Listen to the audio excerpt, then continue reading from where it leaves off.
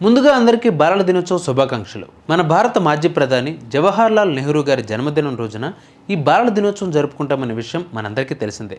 నెహ్రూ గారికి పిల్లలతో ఉన్న అనుబంధాన్ని తెలియజేస్తూ ఈ చిల్డ్రన్స్ డేని జరుపుకుంటాం. చిన్నపిల్లల కల్మషం లేని మనసు, వారి ఆలోచనలు నెహ్రూ గారికి ఎంతో ఇష్టం. అందుకే వీలున్నప్పుడల్లా పిల్లలతో గడపడానికి ఆయన ఎక్కువ ప్రాధాన్యం ఇచ్చేవారు. నేటి బాలలే రేపటి మన దేశ భవిష్యత్తు బలంగా నమ్మేవారు. పిల్లల కోసం ఏదైనా చేయాలి అని నిరంతరం తప్పిస్తూ ఉండేవారు. ఈ క్రమంలోనే ప్రత్యేకంగా పిల్లల కోసం చిల్డ్రన్ ఫిల్మ్ సొసైటీని ప్రారంభించారు.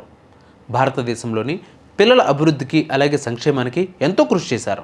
అందుకే ఆయన పుట్టినరోజును ఆయన నవంబర్ 14వ తేదీన మనం బాలల దినోత్సవంగా జరుపుకుంటూ ఉన్నాం. ప్రస్తుతం బాల కార్మికుల సంఖ్య గణనీయంగా తగ్గింది. భారతదేశం అన్ని రంగాలలో ప్రపంచ దేశాలతో పోటీ పడడానికి బడిబడిగా అడుగులేస్తుంది. మరి అలా పోటీ పడాలి అంటే పునాదులు చాలా దృఢంగా ఉండాలి.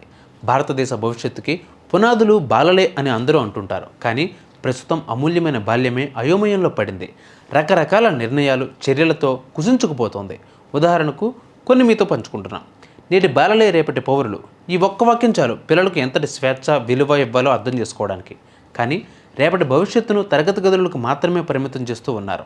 నిజంగా పిల్లలను అర్థం చేసుకుని వారి అభిరుచులకు తగ్గట్టు ప్రోత్సహించే తల్లిదండ్రులు ఎంతమంది ఉన్నారో ఒక్కసారి ఆలోచించుకోవాలి.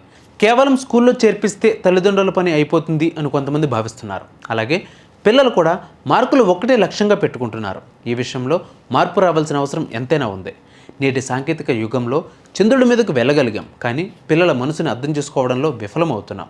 అయితే ఇది అందరికీ కాదు, కొంతమందికి మాత్రమే.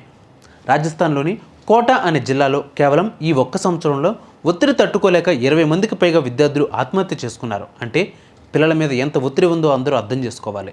ర్యాంక్ రాకపోతే జీవితం వృధా అనే భావన వారిలో తగ్గించాలి. కానీ రోజు రోజుకి ఆ భావన పెంచితే భారతదేశ భవిష్యత్తు ఏమవుతుందో ఒక్కసారి ఆలోచించండి. సెల్ ఫోన్ మాయలో పడి చిన్నతనం నుంచే ఆటపాటలకు దూరం అయిపోతున్నారు. అనారోగ్యాలకు, బద్ధకానికి, చెడు అలవాట్లకు దగ్గరవుతున్నారు. అలాగే ఎంతసేపు చదువు, ర్యాంకులే కాదు, ఆటపాటలలో కూడా పాల్గొనాలి. ప్రకృతితో స్నేహాన్ని పెంచుకోవాలి. అమూల్యమైన బాల్యాన్ని అందమైన జ్ఞాపకంగా మలుచుకోవాలి. మరొకసారి అందరికీ చిల్డ్రన్స్ డే శుభాకాంక్షలు. జై హింద్.